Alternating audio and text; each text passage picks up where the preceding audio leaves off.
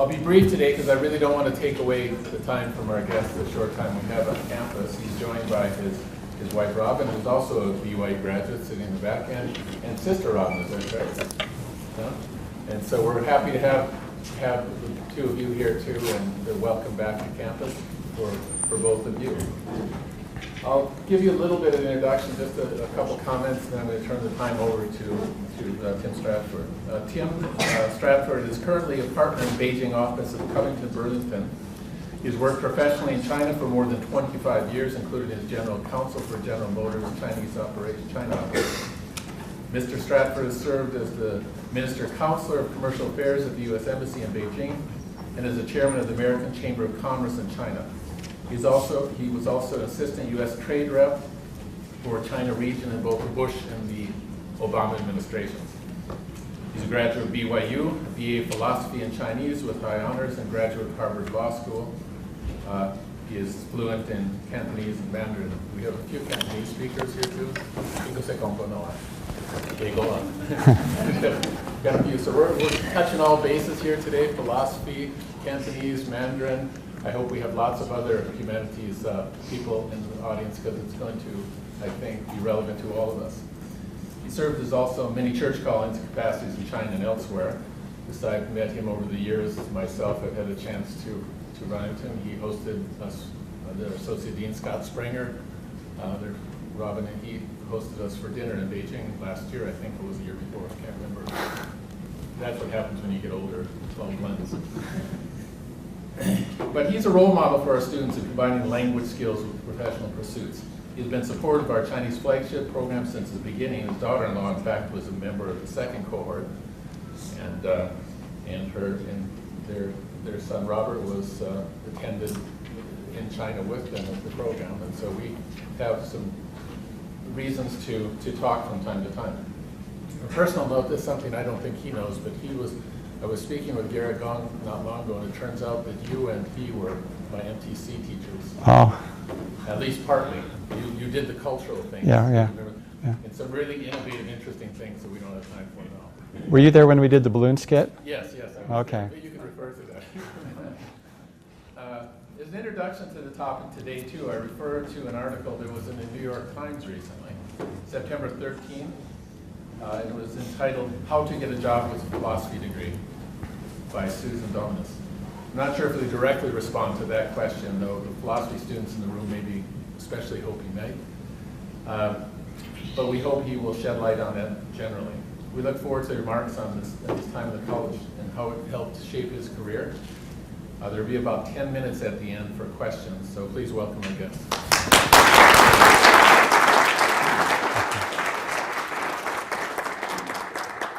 Thanks a lot, Dana. It's really a pleasure to be here. As is mentioned, not only did my wife and I both graduate from BYU, but all three of our children did. Two of them majored in Chinese. One of them majored in Chinese and philosophy, just like his father, which sort of surprised me. We never talked about that, but he said he just sort of found himself taking those kinds of classes. Interestingly, a couple weeks ago, I was in Washington, D.C. in a cab with an American businessman who lives in Shanghai, and we were visiting different members of Congress and talking about China. And I mentioned, he's an investment banker. He's bought and sold 67 companies, he says. And I mentioned that I was going to be coming here to give this talk, and he said, "Oh, that's interesting. I was a philosophy major too." And right on the very same day, I had sent an email to our second son, who was a philosophy major here, about some writing tips, a newsletter that I have. And he sent an email back and he said, "This reminds me a lot of the class I took on advanced writing from Cody Carter. In fact," he said, "that was the best class I took at BYU." I wanted to pass that along to you. That was an unsolicited compliment. But he talked about how that writing class has had such an impact on his career. He's now working at the same law firm I used to work in New York City, and well off and starting an exciting career. BYU was such a great place to come to school. As I said, my wife and I were keen that all three of our children would come here.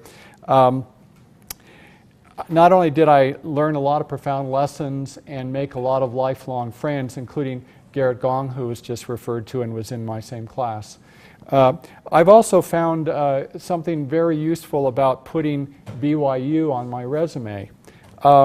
It allows me in a rather quiet way to let other people know about my own religious tradition. That's especially meaningful to me because I live in a country where we're not really allowed to talk much about religion. We're certainly not allowed to talk about it with local nationals, but they know that I'm a graduate of Brigham Young University. And that's important to me because my patriarchal blessing actually has a very interesting line in it that says that I should never hesitate to let people know that I'm a member of this church. And listing BYU on my resume is one of the ways that I've been able to do that over the years. Now, my high school teachers and my high school classmates would actually be really shocked to know that I was giving a lecture on how my humanities education helped to shape my career.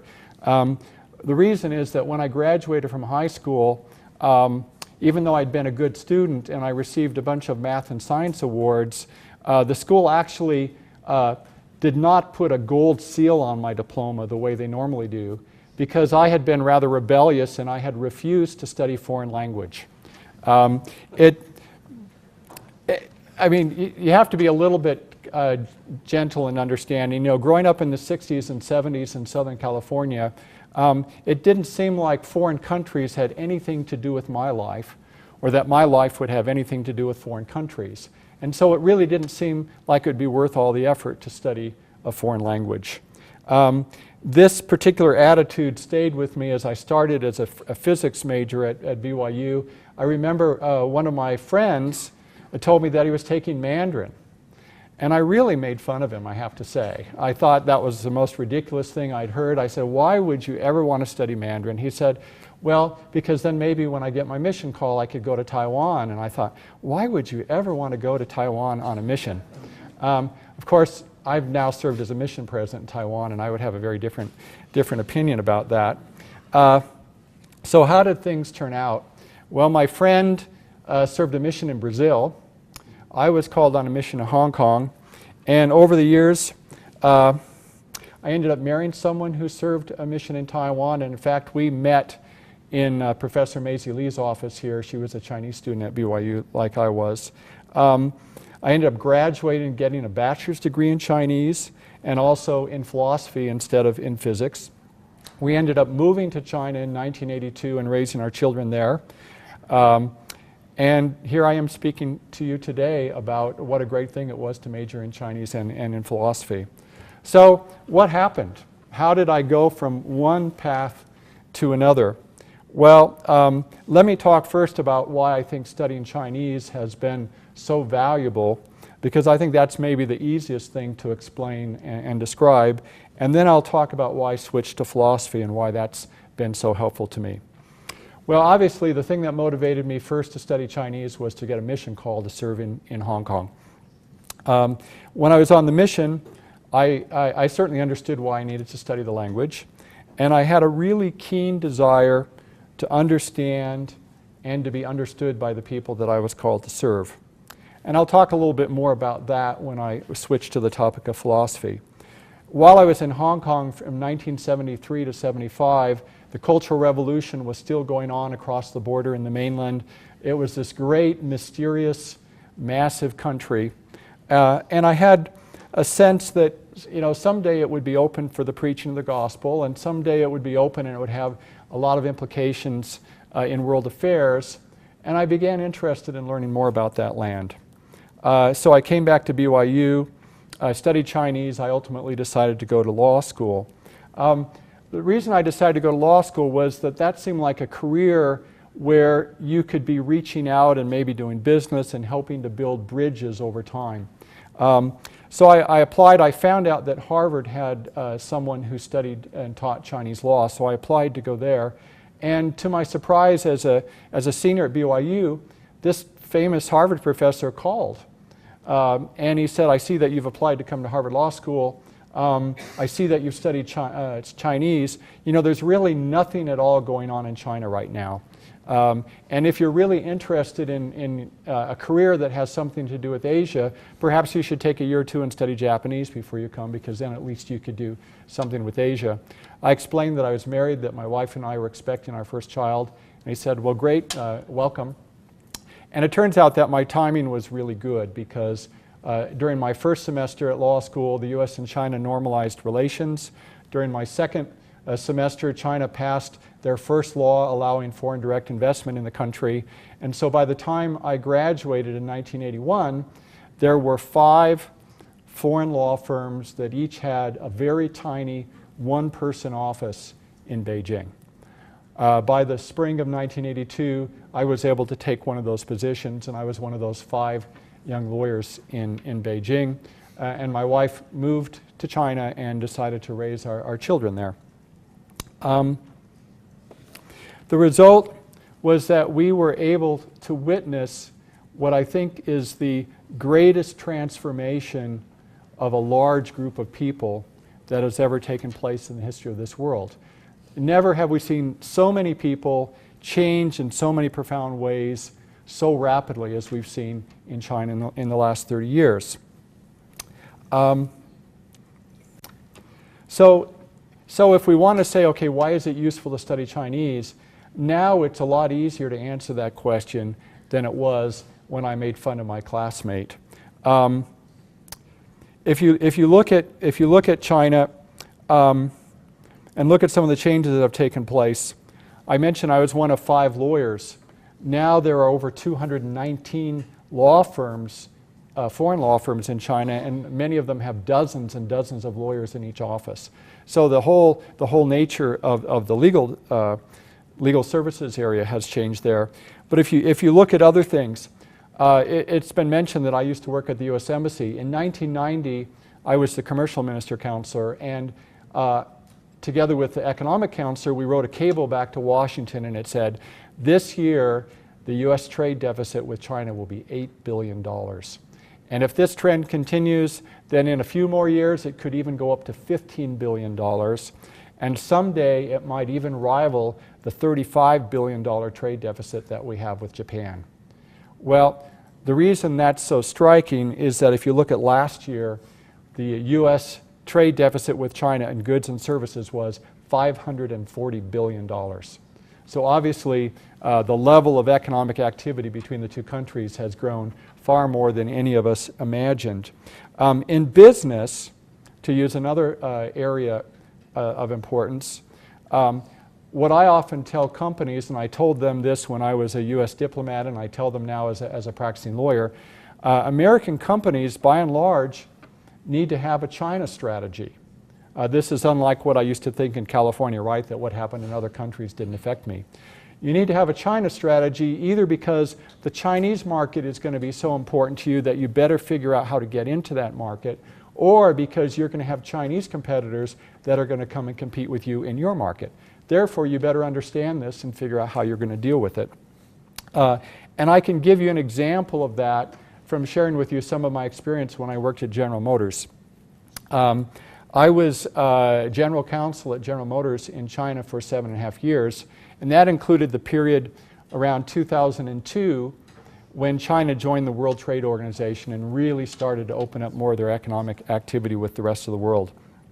I remember in the year 2004, the chairman of General Motors gave a speech, and he said, for General Motors, China can be the equalizer for lost opportunities. Well, he didn't explain what he meant, but I knew what he meant. And he was referring to the fact that at the end of World War II, the American Army said to General Motors, you know, there are a number of car plants in Japan, and they're not being used. Would you like to go and build cars in Japan? And General Motors said, who would ever want to build a car in Japan? Now, obviously, General Motors missed a great opportunity, and they've been trying unsuccessfully ever since to really participate meaningfully in the Japanese market. So General Motors didn't want to make the same mistake in China that they'd made in Japan. The chairman in the same speech also said, our economists at General Motors predict that by the year 2030, the auto market in China is even going to be larger than the auto market in the United States, so we need to be preparing for that. Well, he was way off the mark, because in the year 2010, the Chinese auto market became larger than the US market. So something that he thought was going to take 26 years only took 6 years. And I can just give you some idea of that. In the year 2002, right when China was joining the World Trade Organization, the sales volume for vehicles was about 3.25 million cars, and that accounted for only 5.5% of the world's market for cars. At that same time, the US market was 12.24 million, or a little over 20% of the world's car market. And GM had global sales of 8.5 million cars, and the sales in China were 264,000 cars, which was 3.1% of GM sales. Now let's go 10 years later in the year 2012. What had happened in those 10 years? Well, China's sales volume for vehicles had grown to 1.3 million cars, which is 28.4% of the world market. No, that's wrong. It's 13 million cars. I missed a decimal point there. The U.S. volume, no, I'm way off. China's volume was 28.4% of the world's auto market, compared with the U.S., which is only 21%. 28% versus 21%. So the Chinese market was now 40% larger than the U.S. market. And GM sales in China were 2.83 million cars a year, which was over 30% of GM's total sales. So GM had gone from selling 3% of its cars to 30% of its cars in China in just a 10-year period. And China had come from being a small player in the global market to having a third of the global market in just 10 years. So if you're in an industry and you're thinking, okay, how is our company going to grow? You better figure out how to participate in the China market, or you're going to be left way behind the others that do. So this is just an illustration about why Chinese is important in the business world. It's also equally important in diplomacy and in world affairs, in arts, in science and technology, in culture. China's playing a large role in all these areas, and learning Chinese is a pretty good idea. I can say that the 2 of our 3 children that are now in the job market are both using their Chinese extensively, and they're deeply benefited by the fact that they speak Chinese. I should say that those of you who are studying Chinese, if you really want to use it, you're going to have to get good at it. You're going to have to work hard at it. You're going to have to be pretty fluent. In our law firm, when we hire lawyers in China, when we hire native English speakers, their Chinese has to be good enough that they can negotiate in Chinese and that they can read Chinese documents. They don't necessarily have to draft the document in Chinese, but they have to be able to read it and review it and work in Chinese.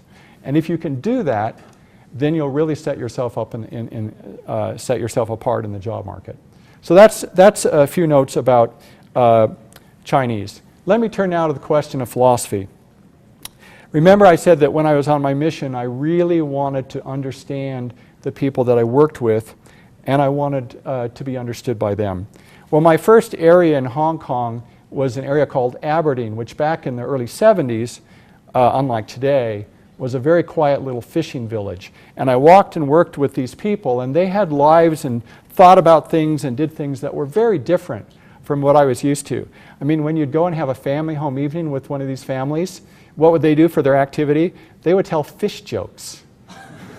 I didn't understand most of the fish jokes, but that just tells you how different their background was. And I became very interested in expanding my studies so that I would understand people that had different ways of looking at things.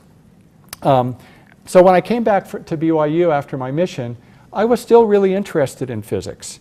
In fact, when I graduated from law school a number of years later, right after I took my last exam, the way I celebrated that was to walk over to the bookstore and buy Richard Feynman's lectures on physics.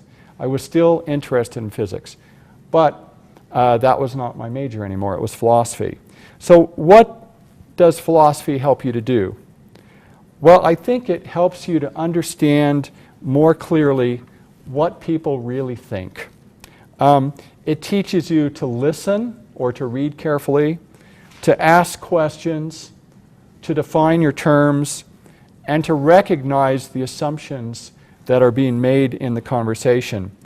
You know, you can't really communicate, especially where people seem to disagree with you. You can't really tell where you agree and where you disagree. You can't really assess the soundness of what's being said, and you can't really find solutions to differences of opinion unless you develop those skills of being able to think and understand what people really believe. In addition, I think a training in philosophy helps you learn to express yourself more clearly and more persuasively, both orally and in writing. And I mentioned my son's comment about Professor Carter's class. Therefore, because of learning these skills, I think that philosophy is extremely helpful to you whenever the task at hand involves understanding and reconciling differences in opinion. Understanding and reconciling differences in opinion. Now, how often is that particular task important in what we do? Well, I think it's an extremely practical skill set to learn. Whether you're a salesman or a businessman or an educator or a bureaucrat or a scientist or a politician, especially if you're a missionary, a key to success is understanding and reconciling differences in opinions. Now, my own profession has taught me to be really pragmatic. It turns out that as a lawyer at one of these big firms, my hourly rate is really ridiculous.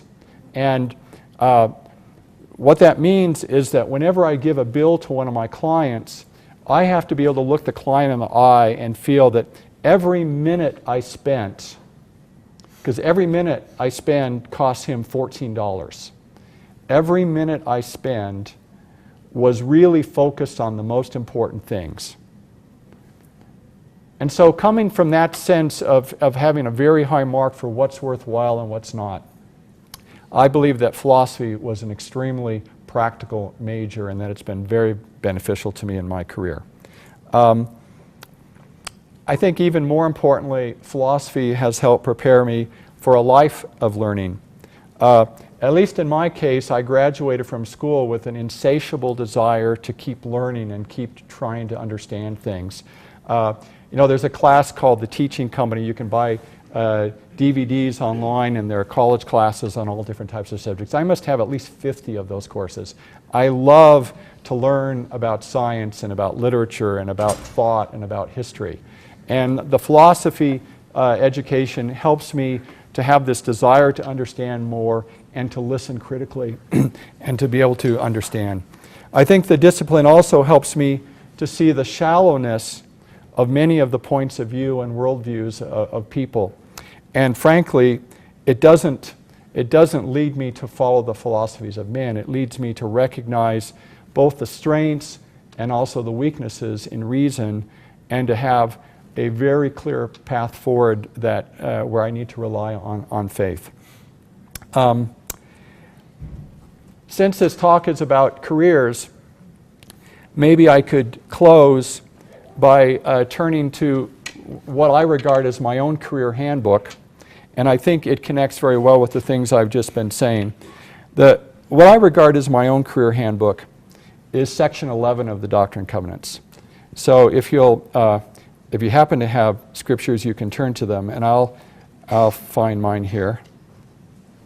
So this is a revelation given through the prophet Joseph Smith to his brother Hiram, and it's very, very early on after the Restoration, and this is a time when people are trying to figure out, you know, what does this all mean for me? What do I need to do with my life? I mean, it's a time when people are asking the same kinds of questions that we commonly ask as university students.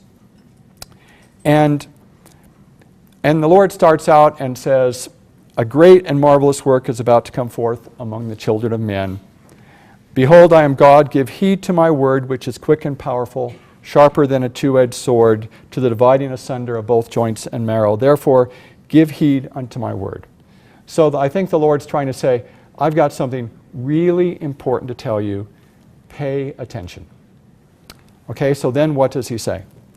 Behold, the field is white, all ready to harvest. Therefore, who desireth to reap, let him thrust in his sickle with his might, and reap while the day lasts, that he may treasure up for his soul everlasting salvation in the kingdom of God. Yea, whosoever will thrust in his sickle and reap, the same is called of God. So I think the Lord here is saying there's this great work that's going to happen. It's going to be momentous. It's going to have a profound effect on things. And it says, whoever wants to be part of it can be. And then it says, therefore, if you will ask of me, you shall receive. If you will knock, it shall be opened unto you. Isn't it interesting? I talked about how one of the things philosophy teaches you to do is to ask a lot of questions. And that's what the Lord is saying. He's saying, you're supposed to ask. You're supposed to ask. It's a very important part of the gospel, is learning to ask. So what is it that we're supposed to ask? I think that's a pretty good question. The revelation here doesn't tell us what Hiram asked, but it does tell us what the answer to the question was. And so we can read that and try to think about what the question was.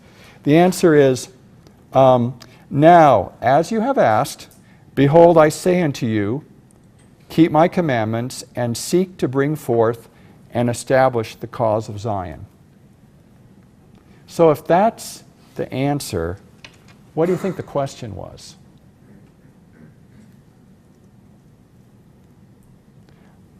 I think there are a number of different formulations of the question, and I think each formulation would be unique for each person. But it's sort of like, what should I do with my life? Or what would bring me the most happiness? Or what would you like me to do? I think these are all sort of forms of that. And the answer is, what the Lord wants us to do with our life is keep His commandments and seek to bring forth and establish the cause of Zion. Then he goes on to say, seek not for riches, but for wisdom. And behold, the mysteries of God shall be unfolded unto you, and then shall you be made rich. Behold, he that hath eternal life is rich. So the Lord is giving us some basic guidelines that should help us to figure out what we should be doing in our lives, what we should be doing in our education, what we should be doing in terms of our careers, and in the way we approach all of the challenges and opportunities of our lives. And then he says this in verse 8, which has been a passage that has deeply moved me. He says, verily, verily, I say unto you, even as you desire, so it shall be done unto you. And if you desire, you shall be the means of doing much good in this generation. So at the end of the day, the Lord is saying, what you do with your lives is really up to you. Here's what I'm telling you in terms of what I think would be of the greatest value. And if you want to do that, you should seek and you should ask, and I will guide you, and I'll help you to learn wisdom, and I'll help you to be in a place doing those things that will help to build the kingdom of God on earth. I believe that my humanities education has been very important to help me to do this.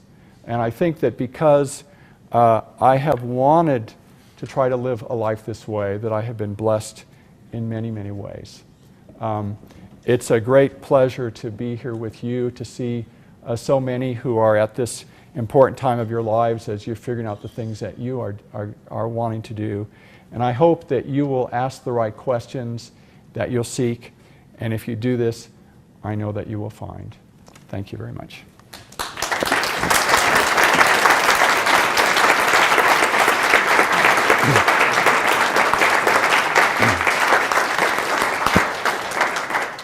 Well, we wanted to make sure we have time for questions, and I hope that you've been thinking about some things that I think Brother Stratford touched on a lot of different issues. You know, there's education, but also tied into some how we combine the gospel with gospel perspectives on our career decisions well. And I think at BYU should be able to talk about all those things together, and I'm glad that was mentioned. So, open it up to questions. Yeah. How long following the bachelor's degree did you go get your law degree? I actually went immediately from college into law school. But you need to understand that I was one of these kinds of students that BYU doesn't like very much. I had 2 majors, 2 minors, and enough credits for 2 students. I could have been 2 students graduating. I was married. We were just having our first child. It was sort of time for me to get on with that. So my minors were physics and Asian studies. How do you see the field of environmental law growing in China? The environment of law?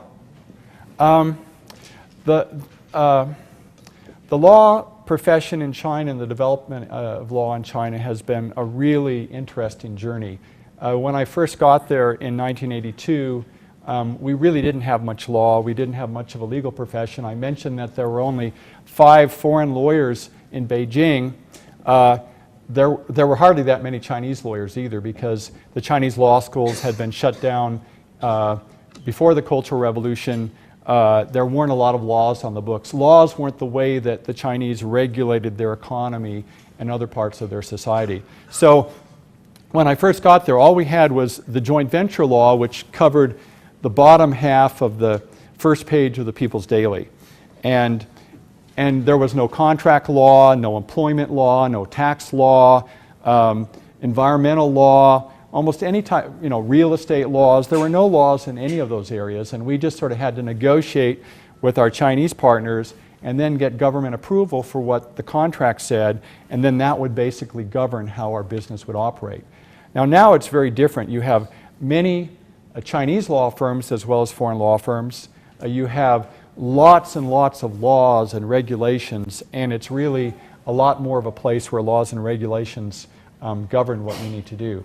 Having said that, China is still not a law that's governed by the rule of law in the same sense that we think of that in the West.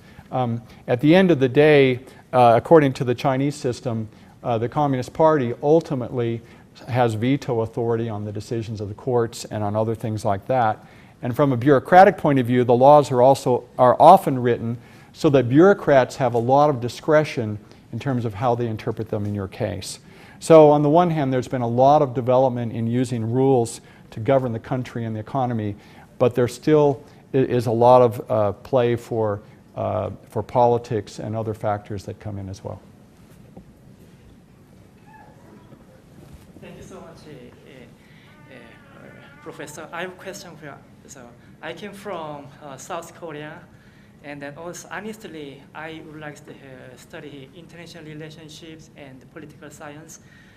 But also, if I wanted to help American government or citizens or our church members as foreigner, as international students, if I wanted to improve my qualities to support someone else with studying international relationship or any other political science, what kind of comment or advice you would like to give me?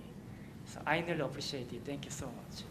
Well, I think there are a lot of different jobs someone can get in a career to be involved in some of these areas. In my case, law has been a very good one because it allowed me to be involved in China in business. It allowed me to be involved in government as a diplomat, to work at the embassy, to work at Washington, and it's allowed me to have a lot of interaction with governments and with others.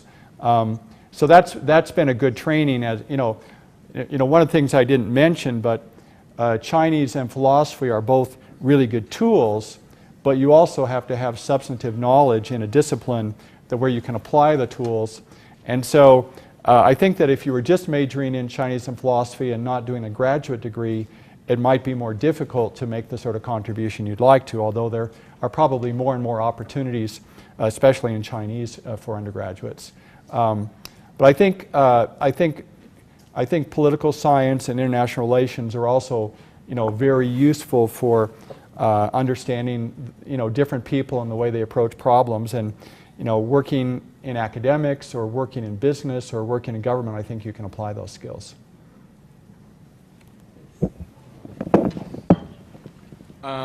So you mentioned that like in the system there's a lot of like bureaucratical interference, and like how would you, like what comments do you have on like maintaining kind of your integrity or like ethical high ground in a system that sometimes encourages that kind of thing?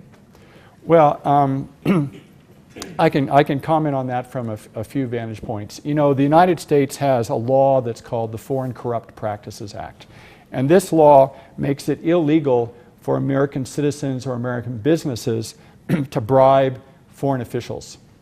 And so, in fact, if you do this, you might be thrown in jail back in the States, and there actually have been a lot of scandals discussed in the press recently about American and other foreign companies that have been caught up in bribes and other things in China. When I was at General Motors, I found that companies that I dealt business with understood that as an American company we simply could not get involved, and so they knew that they had to adjust their normal expectations when they were dealing with American companies. Let me comment on this also in a different vantage point. From 2005 to 2010, as has been mentioned, I was an assistant United States trade representative. During that period, I was based in Washington, D.C., and that's the only time my wife and I have lived in the States since we originally went to China in 1982. So we moved from China to Washington, and I was responsible for U.S.-China trade relations. So I would represent the U.S. government and go to China and negotiate with the Chinese government about trade matters.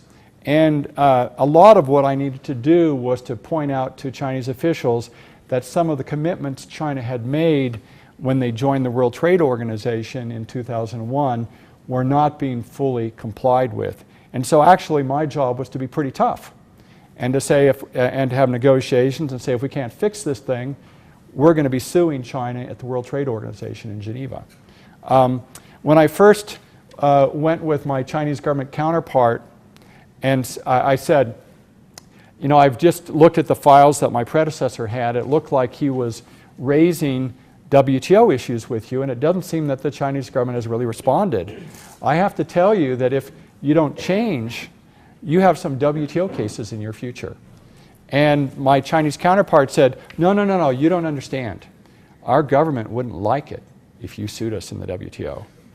And I said, well, I'm sorry, but my job is to make sure that the rights and interests of the United States are protected, and I'm not hostile to China at all. I want to do the things that will help us to have a healthy, sustainable relationship on the long run, but that will have to include both sides honoring their commitments.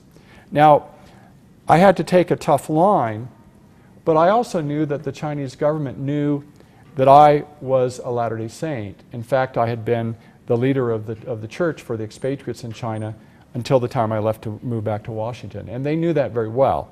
So the question is, how can I reflect my values as a Latter-day Saint, knowing that the Chinese government had a lot of influence on what the church would be able to do in China, and at the same time, carry out my duty as a U.S. diplomat?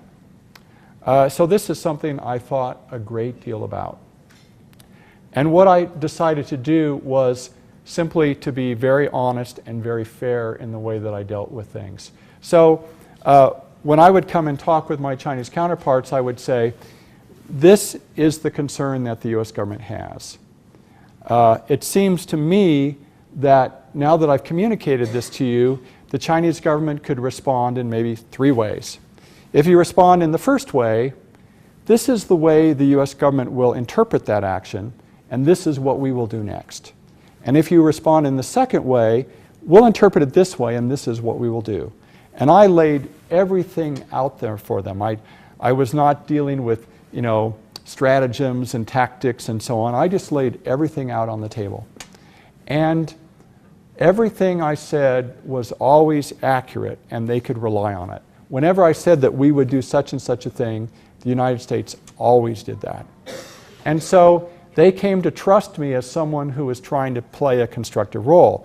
And if you were a Chinese official and you had to brief your minister on this issue in U.S.-China relations, If you had just talked to Tim Stratford, you knew what to say. You knew exactly where you stood, you knew what the options were, and you knew what the consequences would be of each option. And you could make informed decisions. And that's the way I dealt with this question of values and ethics in a very challenging situation. And happily, a lot of these officials that I used to deal with, including the one that told me, no, the government won't like it if you do that, he is now a trusted friend. And that's been a very positive result of the approach that I was able to take. I'm an aspiring legal professional in China, and I would appreciate it if you could comment on the legal market in China and what that looks like. And also, I'd appreciate your recommendation for someone that wants to get into that career. How would you go about that? So are you still an undergraduate or are you in law school? I am. I graduate in April. I'm applying to law schools right now. Okay. So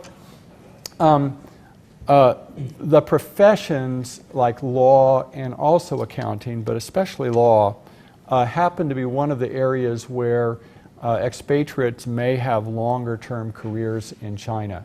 If you look, for example, in the LDS congregations there, the expatriate congregations, those of us who have been there the longest are all lawyers. We can go there, we can develop a practice, our clients are there, the things we know how to do are in China, and it allows us to stay there for a long time. And my law firm would be happy to have me stay there. They hope that I stay there until I retire. So it's something that has staying power. On the other hand, if you go there and you develop skill sets and clients and so on that are focused on things in China, and you decide you want to move, then it's a little bit challenging because, you know, when we first went to China in 1982, the idea was we would go there for 2 or 3 years. And after 2 or 3 years, I thought about it and I said, well, we've had a little bit of success here. You know, things are catching on. It's been kind of a unique opportunity. If I stay here longer, I can build on that success. And I have skills that are rather unique. If I go back to the home office in the States, I'll have to do the sort of stuff that the other lawyers are doing, and I'll just be 2 or 3 years behind them because I won't have been practicing it and learning it and getting experience in it the way they have. So what happens is you start to get on a path, and you have to really think about what sorts of skills you're learning and where those skills are going to take you down the line. And in my case, fortunately, China turned out to be a pretty big deal, and so there's been a lot of really interesting things to do in China. When we first went there in '82, no senior lawyer would want to live in China. There wasn't enough work, the living conditions weren't all that comfortable, and they just wouldn't do it. But now, very senior business people can live and work in China because the scale of the business is so huge. As I mentioned, in the auto industry, GM's business in China is bigger than their business in the United States. So of course they can have senior people that are there running the business. But that's something to think about. To work at a law firm in China, there are more and more foreign lawyers who are working at Chinese firms, and that's one option. And then you have the foreign firms such as the ones I've worked for. Generally speaking, if you want to work at one of the foreign firms in China, these tend to be big international firms. They tend to have high standards in terms of who they interview and how well they did in school and so on. So to prepare for that, you need to work hard and you need to do the best job you can in school so that you can be hired at one of these firms. If not, there are other paths. As I mentioned, there are some Chinese firms and there are companies that are hiring people who speak Chinese that can go there to work. But then again, you have to have a skill set so that it's worth their effort to take you over there and make you part of it. But the legal profession is a growing and a very interesting profession for foreign and Chinese lawyers alike in China. We have time for one more question. Good. I'm glad my wife hasn't asked any questions. Those would be the hardest. Do you happen to know much about the healthcare situation in China, or just health as far as the entire country goes? Healthcare in general, I guess. Healthcare is a huge topic in China as it is in the United States. The leadership has been working to try to build a healthcare system. Generally speaking, China has not been as developed as, say, the United States in a lot of the social safety net, including healthcare. So whether you're thinking about it in terms of the quality of the care that's available or the way that it's financed in society, those are big issues that are being discussed. There are a lot of opportunities for companies doing business in this sector. A lot of the big pharmaceutical companies are setting up R&D facilities and also manufacturing facilities in China to participate in the growing market. And there are a lot of questions with, what sort of care can you get that's reimbursed by the government insurance, and what do you have to do to qualify? And so you have a lot of similar issues that you have here.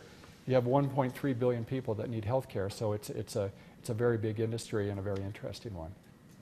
Well, I wish we had more time, but I think we have to close it there. I want to thank Mr. Stratford once again for his